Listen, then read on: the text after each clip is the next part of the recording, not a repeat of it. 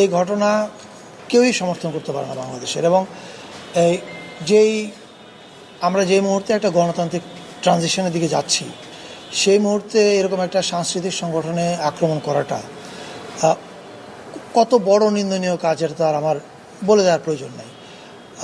আমরা এখন যে কাজটা করছি সেটা হচ্ছে, যারা এই হামলাটা করেছে তাদেরকে বিভিন্ন রকমের সিসি ক্যামেরা থেকে আইডেন্টিফাই করার কাজ চলছে এবং তারা প্রত্যেকে আইনের আওতায় আসবে, এ বিষয়ে কোনো সন্দেহ নেই।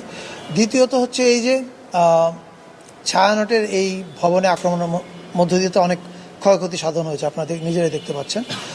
ছায়ানট ট্র্যাডিশনালি নিজেদের কি বলে তহবিল থেকে পরিচালিত হয়, তারা কারো তহবিল সংগ্রহ নেয় না এরকম সরকারের কাছ থেকে।